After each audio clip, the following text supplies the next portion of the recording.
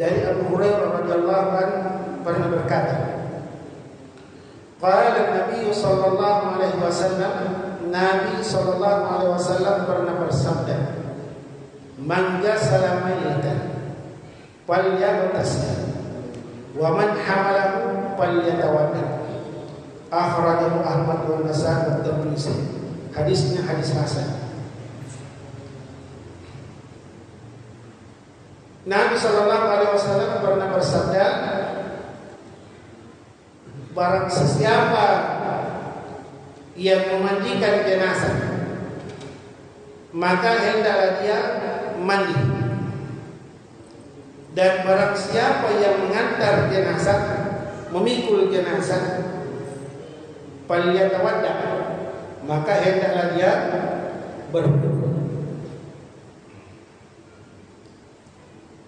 Hadis ini memberikan penegasan kepada kita, khususnya fardu kifayah,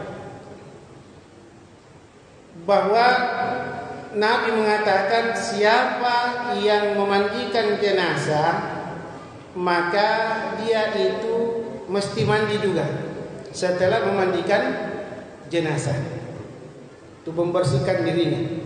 Dan barang siapa yang memikul, membawa jenazah, maka dia falyatawadda, maka hendaklah dia berwudu. Mandi yang disebut di sini bagi orang yang memandikan, karena yang memandikan itu kan mandi hukumnya yang wajib, mandi junub, mandi haid, mandi nifas, sampai ada mandi wiladah. Maka memandikan jenazah tidak termasuk bahagian di situ. Hanya Nabi memerintahkan bahwasanya orang yang memandikan jenazah itu diperintahkan untuk mandi agar supaya dia terkait tentang kesuciannya. Jadi orang yang memandikan terlibat memandikan, kecuali bagi orang yang tukang siram.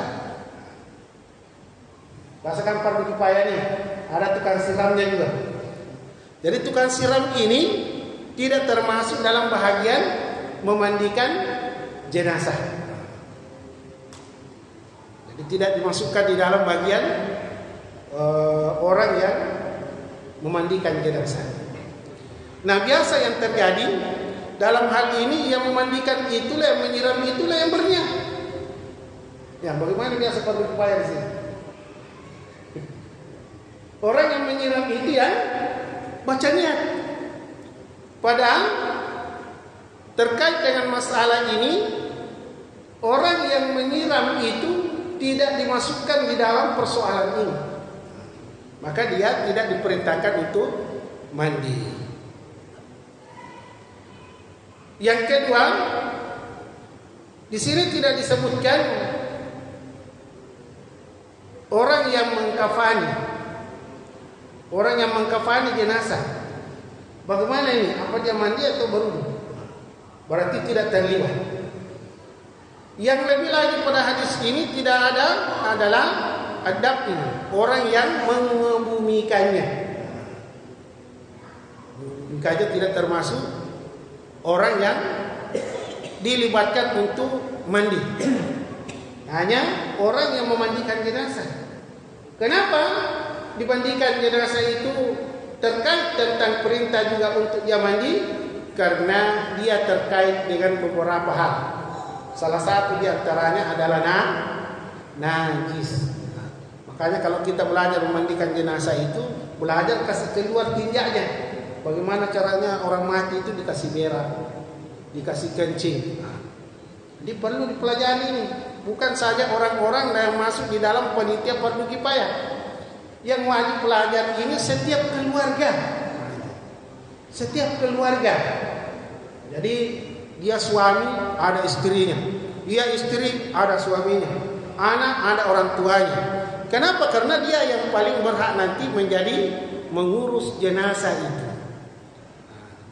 Jadi jangan ada orang meninggal telepon pegawai fardu kifayah.